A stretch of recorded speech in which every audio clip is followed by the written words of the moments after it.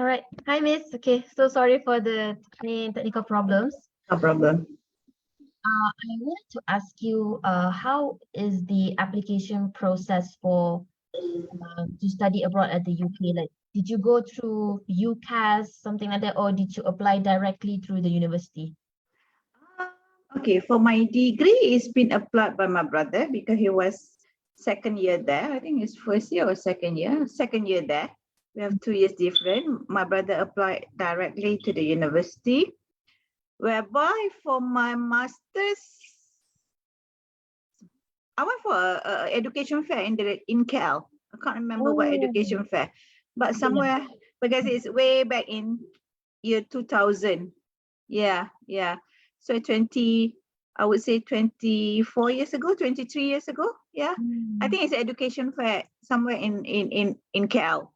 Yeah. Or So the I went to, is it? I went to this education center Mhm. in PJ.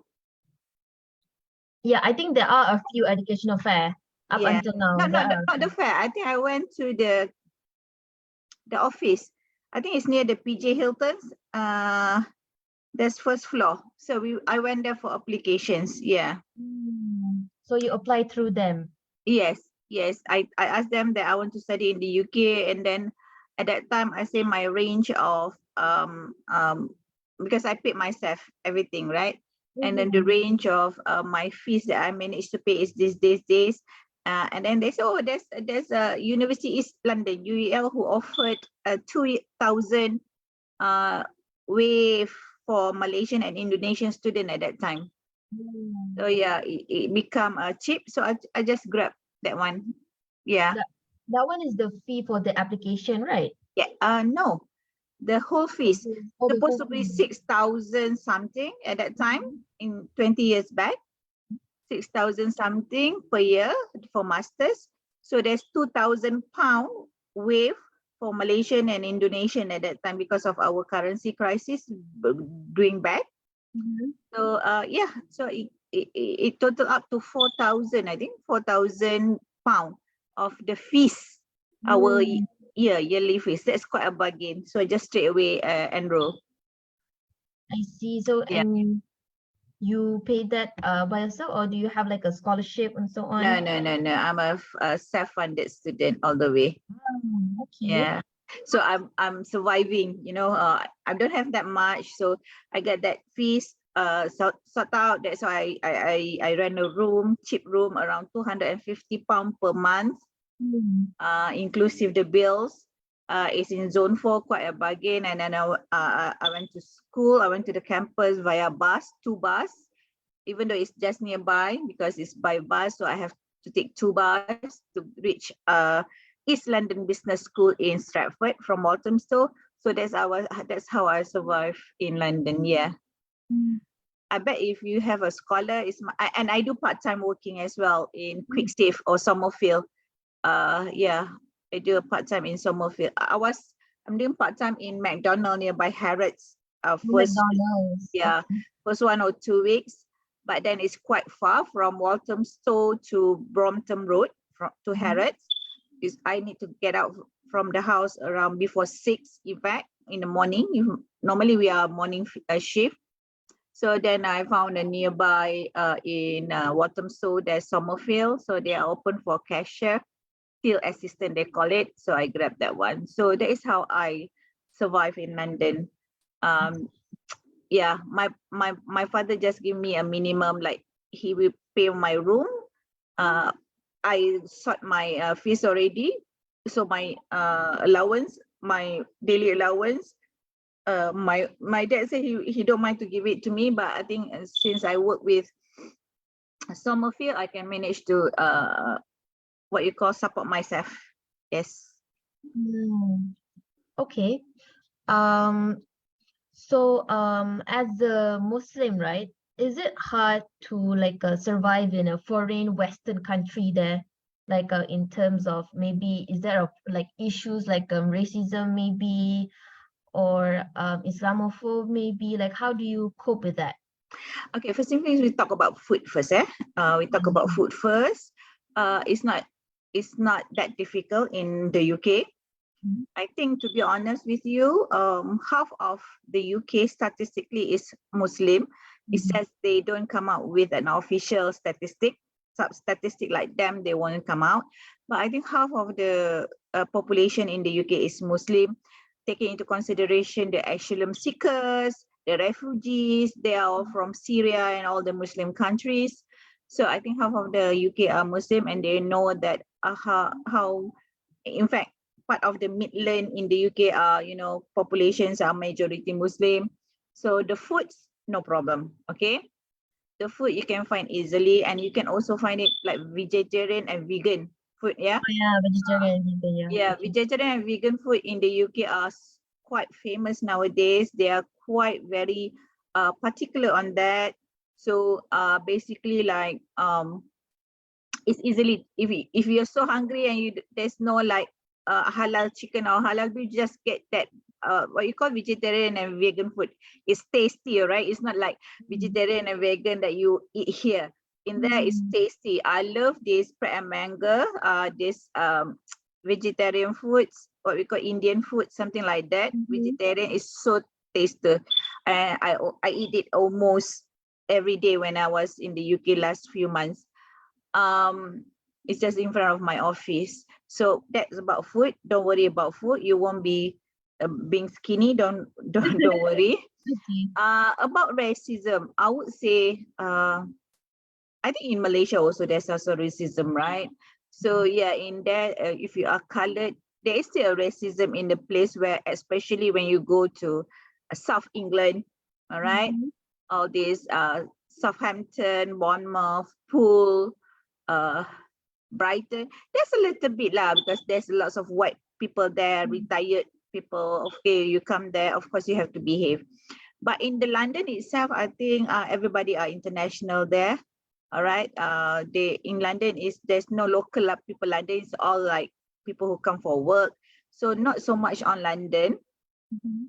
but both in Midland there is also like Middle Eastern. There is some Pakistan and India there, or Bangladeshi as well.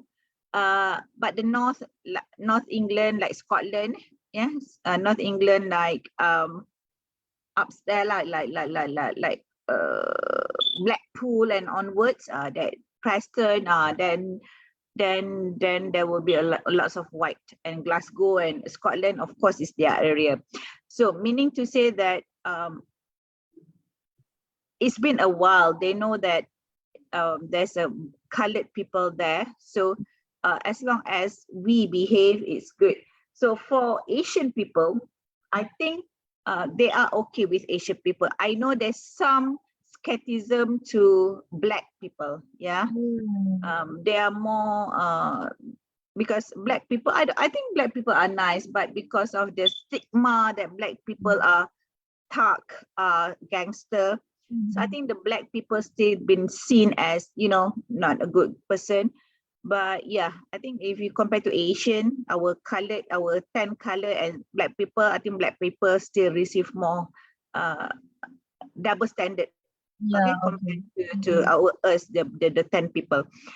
About Islamophobia, yes, there is still a skepticism of Islamophobic in the UK. Mhm. Um, but I think it's not as bad as I think in US, I Oh, would say. yeah. But in Mhm. US, I don't have first-hand experience. It's just from readings. But from my Mhm. readings, it's quite bad. But not in the UK. There is of course people will but it's good. Sometimes it shows that their respect. Like when I went for conference and so on, there's one white guy, very nice and quite good looking as well. It's like, oh, I think you cannot eat this. There's a wine masala inside it. Mm. I not really like. Oh, I was like, oh, okay. So that is one thing because I wear like this, right? So Mm. that's quite a good. I think I don't know whether some people would take it offended, but I'm fine with it. Mm. It shows that that person are aware that, oh, there's a white masala here. I don't think so you can eat it. Mm. So Oh, that's quite good. That's quite good. Well, it the way you look at it. All right, you look at it how you take it. That comment or that gesture. Right. yeah. For me, it's good. I say, oh, thank you, sir. Then he just walk away. It's something that for me is good. So yeah, and then yeah, perhaps, of course, there's a lots of case where they rush the most, you know, and everything, but perhaps have you know, have find out yourself whether do they ignite or do they provoke. Yeah, one thing, Muslim who are born there, Muslim are born like Pakistani, Indian, whoever born there, they like to provoke, you know. What me? Provoke like oh, there's no other religion that's happening, you know. So Oh, I think we should be humble as a Muslim. Our peace, that's what we always preach. yeah. Respect what other people believe. People will respect you in a Other way. That's what I religions. always Oh. believe. Don't provoke people. Another thing, like okay, it's quite dangerous when you go abroad, not just in the UK, anywhere else. I quite travel a lot. Okay, Mhm. even last year I traveled to 7 countries. So Oh, when that's a you are lot. traveling, yeah, I like to Mhm. travel. Okay, when you go travel or when you go to somewhere outside your normal life, don't stay back. No, don't go out at 2 o'clock in the morning. Don't go out at 12 o'clock in the morning. I always kept telling myself, you can go to have fun, but you need to understand your surrounding. So if your first time in that country, I would recommend you to, you know, come back before 10. You know what I mean? Mhm. Yeah, Yeah. yeah, yeah. And To make be sure safe. that, yeah, make sure be safe. So that's what the things that yeah, I know, like Western people like to go travel and they go travel until tak balik rumah, you know, you don't go back Yeah, to home until next morning. But understand yourself, like this is a new norm for you, new place for you. So don't go overboard lah. I mean, okay, you can get out early in the morning, come back at 8 o'clock or 9 o'clock, 10 o'clock. That's it. yeah, That's good traveling. Same goes if you when you study. I think know your environment first, know your surrounding first. If it's safe, then you can talk about other things. So that is my opinion on this Islamophobic, mm, the culture, the racism, the food, in fact. So I think why I keep going back to UK is it's quite familiar face for me. Okay, in fact I was there for my mom during my mom studies in 1980s. Then after I finished my SPM, I did my degree and masters there. I wanted to do my PhD there, but my dad is not well, so I have to decide to do it in Malaysia. So I'm stuck in Malaysia until I would say last year. So last year 7 months I was in the UK. Then I'm here back in the Malaysia. I'm not sure until when, but I will be here for quite some times. Maybe another mm. few more months. Yeah. Because you're working here, right, as a lecturer, if I'm not mistaken, Yeah, at I a just private uni. started in December. Yeah, Mm. yeah. But the main reason why I accept the job is, yes, APU is quite a good university, but another reason because I need to be here for a few more months, maybe half of the year. So at the moment I will be in Malaysia because sorting my personal court case and etc. Yeah, Oh, yeah. okay, so so when you went studying abroad, right, that is not your first time being in the UK, right? No, no. So there's not really much of a like, culture shock or like, because you've been there, right? Yeah, yeah. True, true. Okay, like I said, 1980s, I was there for 4 years, but that was when I was by 6 p.m. I think 6 years old. I come back and I remember I straight away to primary standard Oh, one. okay. Uh yeah, then I didn't go there back until I finished my SPM. Then I remember when I finished my SPM, my mom sent me as a birthday gift to visit my brother. So I was there for 1 month in Bournemouth, Mm, visiting okay. my grandma as well. Um yeah, then at that time I will feel so very relaxed. uh yeah, I have my brother there that time. So and then suddenly after I finished my pre foundation in University Malaya, my mom said, okay, uh, you're gonna pursue your first year in Bournemouth. I was like, what? You know, because I was comfortable already in University Malaya. So yeah, what she said, she got it lah. So she want me to go. So within 2 weeks, I packed my stuff and start my first year there in Bournemouth University. Yeah, that is how it goes. And then I finished my master degree. Then I say, oh, I want to be in London lah, I want to try to be in London, and I get myself to University of East London in 2000, and I finished in 2001. Yeah. Okay. Besides your family, right?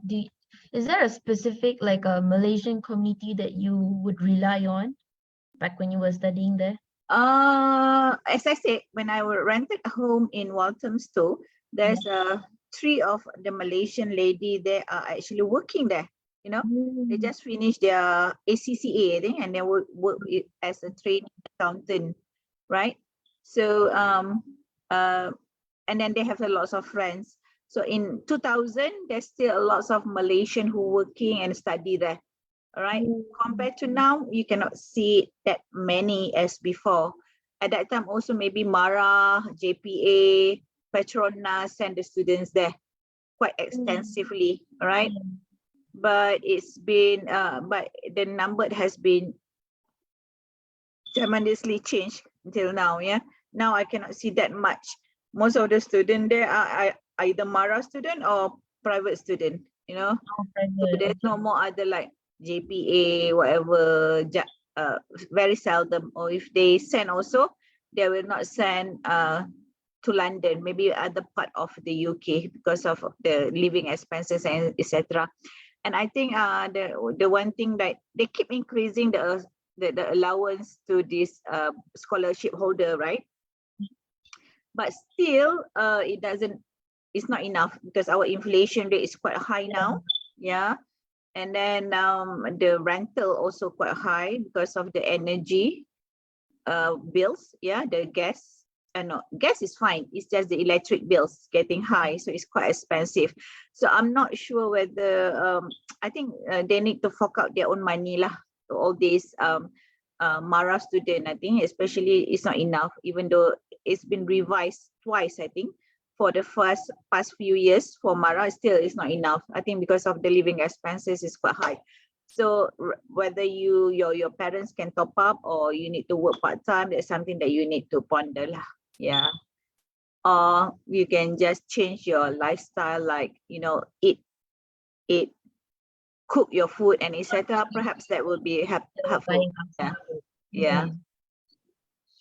Can we talk about the requirements that you need to study abroad? Like usually for going to the United Kingdom, you need IELTS, right? Do we need IELTS? I can't remember because mine is yeah, but I think at the moment, yes. I'm not sure about undergrad. I think if undergrad you already complete your foundation and your A level, you don't need IELTS, I think.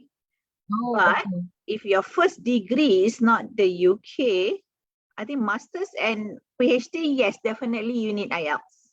All right. Okay. I think masters and PhD is definitely you need IELTS. If your first degree is not English based, yeah. When I enroll, I think because of my pre-foundation is English based. In University Malaya is English based, so we don't need IELTS. But I think for undergrad, if you have A level, you do not need to have IELTS. But I think if SPM, yes, you need IELTS. But that is normally been provided provided by this education agency. Yeah, they will organize it for you, and you can take it in British Council as well, I guess, right? Nowadays, yeah. Because most of my friends who study abroad, right, they took A level, so it's already like yeah, you don't need IELTS if you have A level. Because if I'm not mistaken, their uni, right, or their scholarships like Petronas and so on, they will fund for you for the IELTS. So you don't really have to pay for. Yeah. I think in fact, if you're a scholar, you can just go there and just sit for the IELTS. Yes. Yeah. But for those who did not take any A levels, so let's say like I'm currently doing my degree, right, at UiTM Shah Alam. So let's see, once I graduate, I want to study abroad, maybe do my master's there. I would still need the IELTS, right? Or does it really But your depend ITM is on English based. I don't think so. You need. It depends on the university. I think university, right? you can nego with the university. Mm. Yes. And Because they will ask you your first degree. Are you learn in what medium language? I think that is the mm, most important. But I'm not sure the latest requirement. If it's so, then yeah. What band they need now? 7 for IELTS. I I think 7, I think. I'm not 7 sure. now. Yeah. Yeah. 7 is okay. I think if you can if you pass your English SPM, I think you can do Mm. 7. There's no problem. Highest Yeah. level is 9, right? Yep. I think yeah. I think Um, previously it's 6.5 or 6, uh-huh. but yeah, I think it's doable for Malaysian. I think you don't have problem with to get 7. If you pass your English SPM, I think it's not possible to get 7. Yeah. Mm. Yeah. Okay. Also about the IELTS thing, I think, yeah, I think I agree. It really depends on the university because Yeah. back when I was doing my foundation, not A level, just my foundation in TESOL at UiTM Dengkil, I applied for to study abroad at the UK lah, but I applied through UCAS. Uh-huh. So it's like UPU, right? It's a platform, but for studying abroad at UK. Uh-huh. So after applying it, I applied for like 5 uni. I think they give us 5 options of uni. So I think I got 2 of them. And both of these uni, I think University of Sheffield and also I don't remember what was the other uni, but they do not require us for me to take IELTS. I think Yeah. maybe it's because I took TESOL. TESOL is teaching English as a second language, right? Yes. So you can I think if you say that they will ask, if I'm not mistaken, they will ask where you got your previous qualification, Mm. what is the medium that is used. If you put English, they will. I think your ITM is no problem. I think there's no problem. UM is no problem because I remember I don't need IELTS when I do my Mm. undergrad because it's UM and I say it's in English. Mm. Well, we answer the exam question in English anyway, right? Yeah. So I think UiTM also, if you say that UiTM use only English as the medium, I think they will be fine. Unless if you are from UKM, UKM is Malay language, then yes, you need IELTS for that. Mm. Okay, I think it's based also on the university. There's a lots of university in the UK. Yeah. Some are okay with it as long as you okay. Just well, it's I think it's a university requirement. But if you have time and to be in the safe side, take the IELTS in advance. Yeah, Mm. yeah. That's my advice. Yes. In terms of universities, right? How did you choose your university? Like, why did you go to that university specifically? Is it because the area, the cost of living is like more cheaper there, or is it because of the rating? Like Yeah. Yeah. so how is it for you? Um, my university is not good in rating. Okay, Bournemouth University is good, but that is when my brother is there. But then I changed to Hertfordshire University just for the convenience Yeah. of it. Yeah, during that time. And East London University definitely when as I shared earlier, it's based on the fees. Okay, because I paid myself my own fees. Yeah. So yeah, I choose that university, and it was in London. So I just want to have that feeling, studying and Mm. living in London. So yeah, just that is It's what more I like took. it's more expensive in London, right? Uh yeah, but I have a cheap fees. I told you 4,000 for Oh yeah, yeah, yeah. per academic year. And I have a 250 pound per room, which is, and it's a small box room. It's fine for me. That is when I was like 22 years old, 23 years old, 20 years back. So that's fine with me. So I think like I got my best year. That is the best year in my life. That 1 year in London, it teach me a lot. I do my part time. It's Mm. fine. It's fine. Yeah. But if you are funded student, all right, of course, Mara wants you to go into a good university, right? So yeah, that's a requirement. If you are funded student, if you are, yeah, like Petronas or Mara whatsoever, just follow which university they ask you to go. If you are self-funded, then see how much you can afford. If you can afford, go for a best university, I would say. And if you want a bit cheaper, don't go to London. London is quite, it's crazy. It's crazy expensive. Yeah, crazy rich people. All right. Don't go there if you are self-funded. Go somewhere which is good, but outside. There's lots of school. In the UK, the ranking is different according to what major you taking, right? So you have you go to UCAS and they will already like list down if you're in business school, this is what top 10 or top 20. Yes, but if you are funded student like Mara or whatsoever, just go to Mara and ask the list. They have their own list, all right? So there's no other way except you are enrolling in their courses. Yeah. All right, okay. Can we talk about the career opportunities after studying there? Is it like easy to get internship and a job career there after studying there? Internship is definitely you can get because that is a school requirement and you need to have it in the UK. That's fine. But to proceed further to have a work permit with that, I think you need to shine during your internship. One thing. Another thing is nowadays we are fighting with European people. Okay. Okay. Before Brexit, European people, European citizen who are in London don't need work permit before Brexit. Okay, they don't need work permit to work there. So obviously, all these Asian people application is there.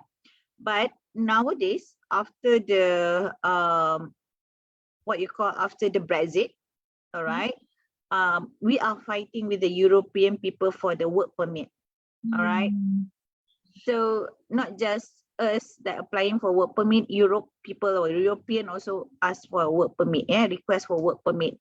And high competition. Yes.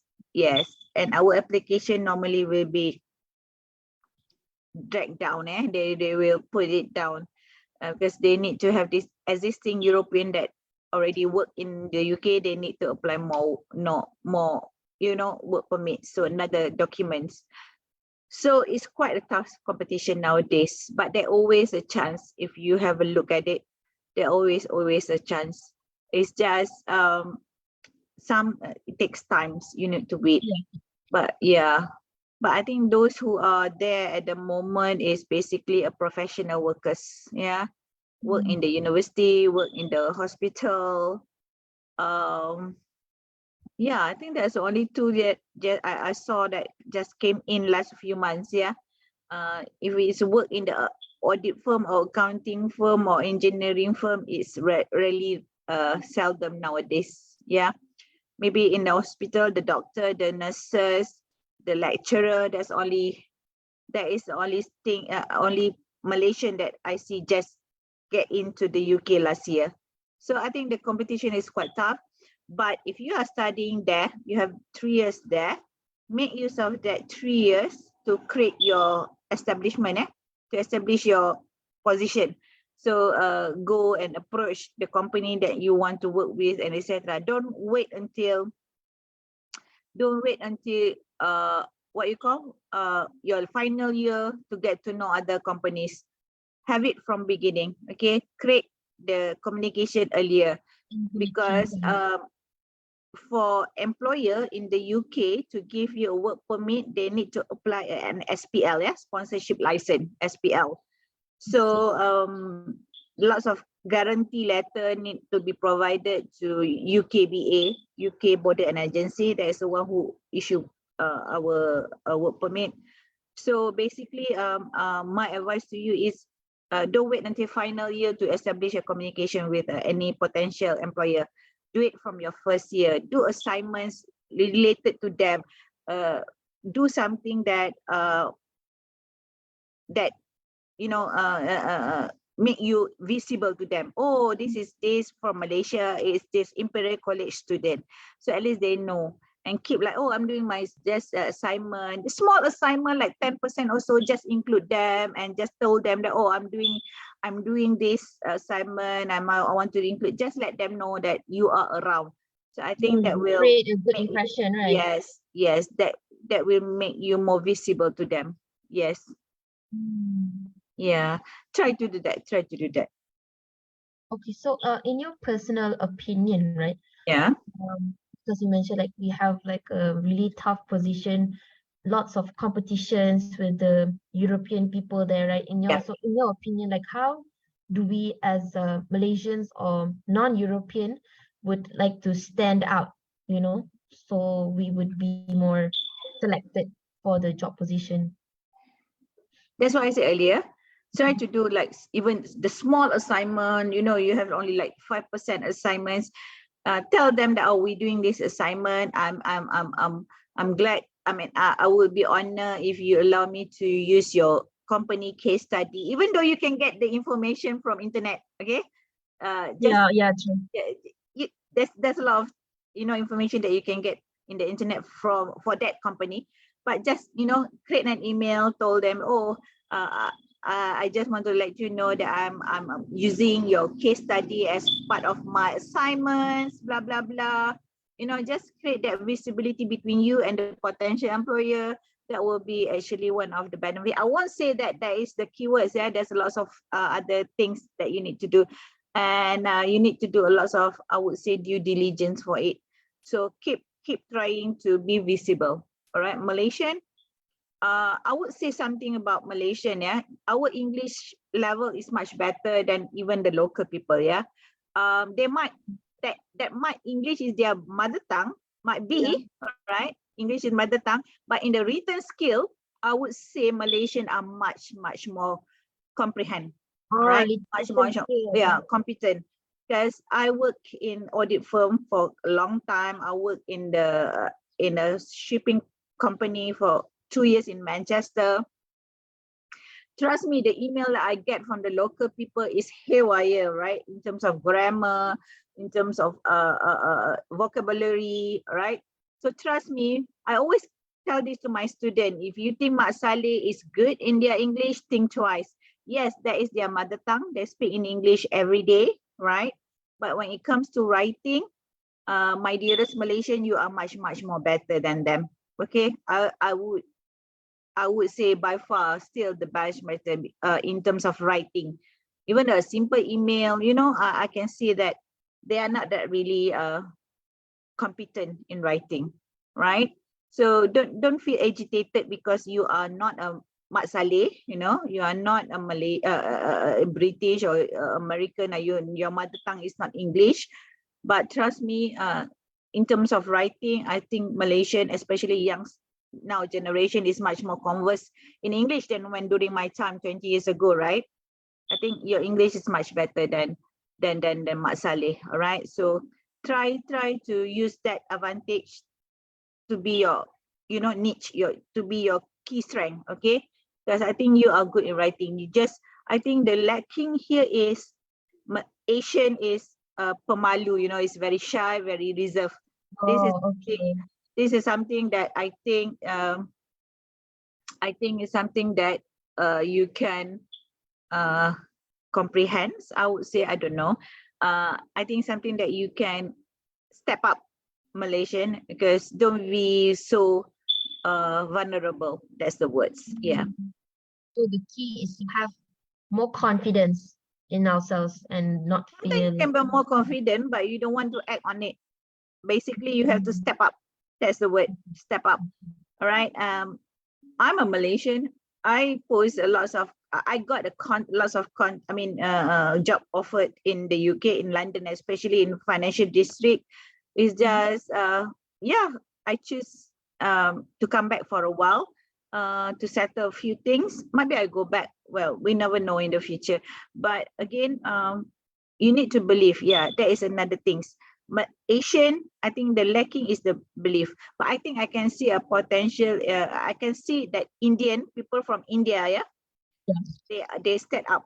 Okay, I have a lot of colleagues in India. They know their English is not that good, but they still talk. They still speak up.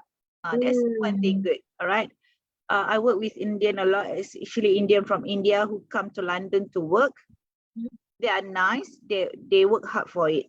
Their English is not as good as Malaysian, I would say, but they still use it. They don't care. You know, that is one thing that I think Malaysian have to learn from India and also Pakistani, right? They don't make the language as the barriers. That's one thing. Okay. Yeah. I saw There's a question. yeah. The question is how much the tuition fees for a PhD degree? It depends on the school, but now I guess the average will be 20,000 pound. Yeah. Or is it? I think no, that will be a master undergrad. I think it's the same PhD or 20 or 10. You can get as cheap as 11,000 pound per year. Okay. Yeah. It can get up to 30,000 pound per year. It depends on the university. And the The courses, university, right? yeah, it depends on courses as well. I think engineering and medic is not that cheap. All right. Yeah. But I think it depends on the school also. If the school is good ranking, also they have a high tuition fees, right? So yeah, look at it. Yeah, I think All right. it depends on the school itself. Yeah. So, yeah. And also maybe the area, the school area, because the cost of living might be higher, or is that a factor that does not really affect the fee? There is a if you are not a funded student, if Mm. funded, you might can work out later. But if you are self-funded, there's a lot of things to consider. Yeah? The living standard, the accommodations, the area. In London, you can get a cheap flat, small flat, but still you need to pay the transport fees. Like I need to pay almost like 70 pound extra per week for traveling for Oyster card. So those are the things where I think you need to consider. And I think first thing first, when you decide where to study, which you need to study, you need to decide how much that you have allocate for monthly allowance. Then you can work backwards. You work backwards. Consider You that don't want to first. go there. You don't want to go there, and up you don't eat. You know, Yep. and then you have to suffer. All right, it's not good for your mental health as well. And it's going to like drive you to quit, because Exactly. everything is not enough, right? Yeah, you'll be so down. Yeah. Yep. We have one more question from the Yeah. audiences. From What? Shan, what is the biggest challenge for you studying in the UK? I think it's financially. I think it's the financial part. Financial I think part. I think everybody is smart. Well, when you thinking about study abroad, you already passed the smart level. You are smart. Okay, when Smart listening. yeah, when you say, oh, I want to study in UK, you already consider yourself as, okay, this person will go through, no problem. All right. If you are not that savvy or smart, you won't think about studying abroad, right? Okay. So if you already say, oh, I want to study abroad, you already in the category of you will survive in terms of academic. Okay. But I think the most challenges is the money. The money will bring you down, right? The expenses will bring you down. You don't know how to manage money. With the weather as well, okay, it's not helping. I don't like the weather in the UK so much, to be honest. I've been there for 20 years. I mean, on and off. I would say I live and stay there for 11 years, all right, on and off, right? On off. I still cannot get used of the weather. I still don't like the weather. When it's so hot, when it's hot, it's so hot. When it's cold, it's so cold. I don't like it. Some people say, oh, I like the weather in the UK. I don't know what you're talking about because I don't like the weather. Okay. And that weather with the depress of not enough money, that will really bring you down. So basically, I think the biggest challenges is I would say the money. I'm quite an independent person. I don't like to stay with anyone. Okay, I don't mind to be alone at home. I don't like to stay with a lot of people. So yes, I'm the kind of person who I don't need friends to eat with. Some people like in Malaysia, you cannot eat alone in mama, but I'm the one person you can go to mama and eat alone. Okay, that I'm good with it. Okay, so if you are a person who need friends to do anything, so that is something that you need to work out. Okay, even to go to groceries or go to class without a friend, you won't go. That is something that you need to be work out. You cannot depends on people Depending in on other people. abroad, not regardless, not even in not just in UK, in anywhere else. Okay, so that is the biggest challenge. You need to be independent. You need to do the work alone. Yes, money will bring you down, so you need to plan accordingly. All right, Shan, I hope I answer your questions. Another question, can we consider study abroad as an investment? Of course, of course. Okay, first thing first, when you decide to go for studies, definitely you want to do better, right? Then definitely you want to have a better prospect in life.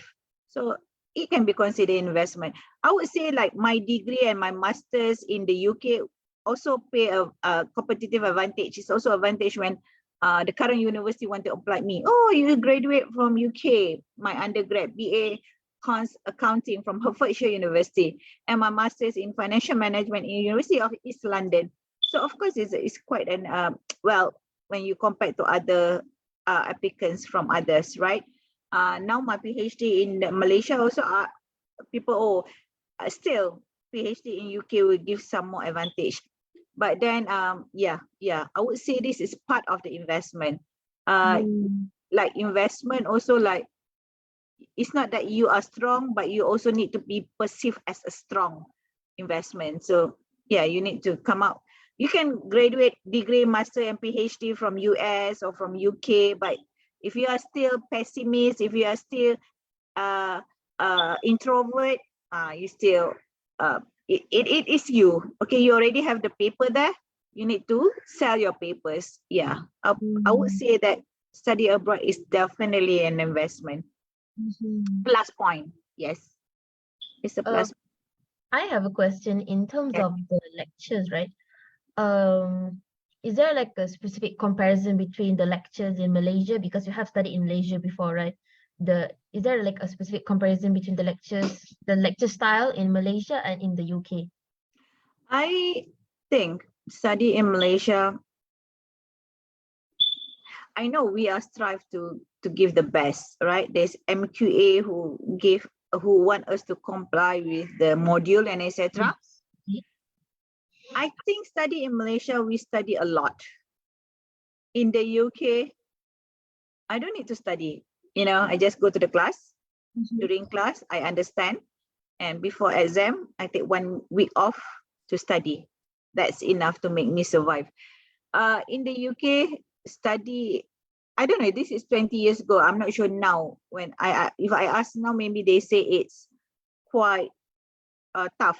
But last 20 years, when I do my degree and master, is quite really relaxed. Okay, the lecturer also try to give a good experience. Oh, don't need to worry, you just read this, and we went to, I remember when I did my masters, we went to Egypt for our marketing subject. Yeah, Wow. it's paid by the university. All right, we went to Egypt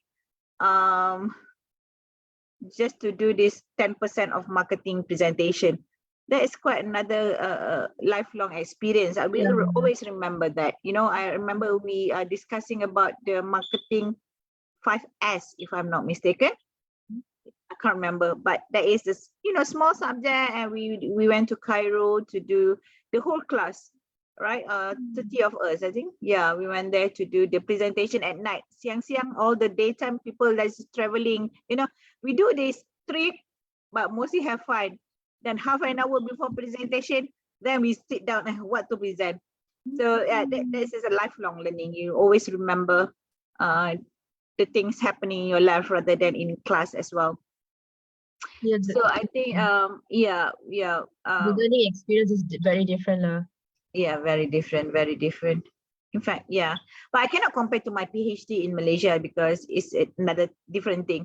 But I'm not sure about degree and masters. Oh well, I teach degree and masters, so I know it's quite, I need to complete the syllabus, what I mean. But I don't think so in the UK is like that. It's not as restricted, It's not restricted like really, that. yeah, true. Yeah. So it allows more But I don't know creativity. but I don't know if in the UK at the moment how. Yes, I haven't had the academic experience in the UK. I just work in industry in the UK. So I would not really knows how. Yeah. Okay, wait, I'll just check if there's any more questions on our Facebook No, Live. on Facebook. Okay. I think the audiences are allowed to ask more questions if there are any. So while we're waiting, oh, okay, we have one more question. Is it having a degree abroad giving you competitive advantage in your professional career? It did in my case, it did. All Yeah, right. But also, I think a lot of people are studying abroad nowadays. Okay. yeah, quite common. Uh, yeah. So what you need to do is you need to sell yourself. Okay. You need to be more into what you're doing. Yeah. You need to be more. I don't say to be more ambitious. No, it's just you need to be more compelling. Yeah. More visible, more compelling, more extrovert in what you do. You know, So you the can be soft introvert. skills. Yeah, you can be introvert in your personal life, but when it comes to work, be an extrovert. There is a one sister I know is from MIA. She's so soft spoken. She's so introvert, but when they ask her to give talk or whatsoever on stage, she can be extrovert. Right. She's totally new her. She talk a lot. So that is the things that you need to. I mean, we need to do. Yes, and having a papers of degree in accounting from Hertfordshire University, masters in financial management from East London University, definitely that is the first thing your potential employee will have a look at. Oh, okay. Oh, this is UK grade one. You know, Yeah, even though you okay. are not even clever like me, I'm not that, excel or high fly colors success, but I survived my, exam, etc. But the degree is there, from UK. So that's give you, well, competitive advantage, of course. Yes. Um, which do you think is better for a study abroad? Find the college first or look up for a scholarship first? I would say scholarship first, because college, you can get it easily, admissions, right? Well, for undergrad, yeah, you can get admission easily. All right, especially Malaysia student, they know that our capability, they no need to worry about our, potential, right? I think also So because there are certain scholarships, right? Like for Mara, they only allow certain universities for you to apply. there you go. So you need to find the scholarship Yes, first. Yeah, scholarship. yeah, you need, and then you can work out the college. Because if you are self-funded, Then it doesn't matter lah. you can have hundreds of admissions letter, Mm. acceptance letter. You don't need to worry. Okay. Yeah, there is Um, also a good ranking of university, which is um yeah, there's a lot. So no problem. If you're self-funded, you can get more than 10 acceptance letter. I tell you. Yeah. um, okay, I think I have one more question. For the application process, right? There's usually like um you need to make your resumes, CV, and also like maybe perhaps there will be like essays to work on, for I don't them know to about undergrad. Do undergrad need that? Maybe a personal statement of yourself. yeah, personal statement, yeah. Uh-huh. Yeah. So I mean, yeah, just tell them about yourself. is there like did you like is there any website you referred to or like Uh, maybe a guru for you you to know what? When my application, which is 20 years ago, we don't go through internet. There's not many oh internet yeah at yeah that yeah time. Yeah. So I just make a half page, I think. I just make a half page statement about myself, and I asked my mom to check my English. That's it. So my mom was like, yeah, say what? mm, You are not this. No. I just make a half page of my personal statement. I don't know what to say, because at that time I don't have working experience. I just finished I think that's for my master's. I just finished my undergrad, straight away to my master's. And I just make a half page of A4 papers, and my mom checked my English. That's it. It's just a requirement. They won't have a look at it unless if you are doing your master's in research or PhD in research, yes, you need a proposal for that. They will look at that thoroughly, yeah, but not undergrad. I think undergrad, as long as you fulfill the minimum requirement, which is your A level or SPM or STPM, IELTS, I think that's it. Yeah, they don't look at, you know, the personal statement so much. Oh, yeah. So you don't really have to sell yourself that much lah in your personal statement. Not undergrad, I think, but by all means, if you are fighting for a good university, perhaps yes. Yeah, perhaps Cambridge or Oxford or Durham, or this is business school, Durham or Imperial College or London School of Economics. Perhaps if it's quite a stiff competitions, then yes, I think personal statement do play part of it lah. Yes. How to like differentiate between like selling yourself and at the same time being, you know,